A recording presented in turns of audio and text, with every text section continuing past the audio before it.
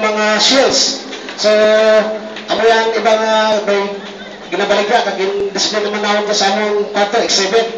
Kag may mga POs man kami na kabalikan lang sa mga t-shirt na pang souvenir. So, amo lang yan, among pinaka-total sa barangay Malisog Tagigit. Okay. So, amo dyan, anak ang barangay Malalison. So, anda rito gali, ang kagbit, may kulipa, kag hills, no? Kag may na-vlog nga island, nga islet, kag ang giant clumps. Bali dulang sa siptik, bali ano sa siptik mga formerly kami tinituan bali ako former kasi dulang ano lang kilo lang. Bali yan siguro na basta namin itutok may siptik na paring dia. With the call of documents sila, community dia. Na sa within kulasi ng mga dito maging ano kitang lagi ka na sa mga tanang barangay. Ako kaya ko tayo mga tabor dia sa kadya.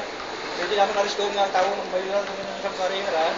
Pag kasulta na yung mga pulo ng mga nga samo na kayo bago namin yung proseso ng learn ang isang pariri yung labi namin sa itin ko sa barangay sa kada barangay Sa bilog ng kulasi. Oo, bilog ng kulasi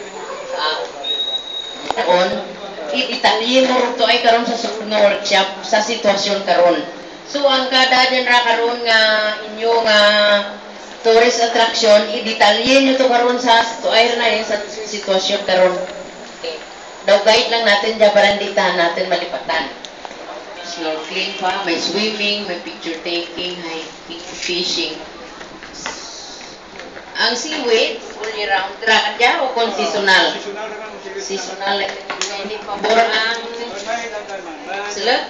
Ang dalawa kasi seaweeds naman, may tawag na seaweeds culture kami. Pwede culture na tao. May seaweeds yung mga tuya, mga isa na bulang, round, culture round. Okay. Sa mga bits yung nasal ka natin ka So, isa nyo karurugtong sa situational analysis ha? Ang pwede man kamo nga kuan nga i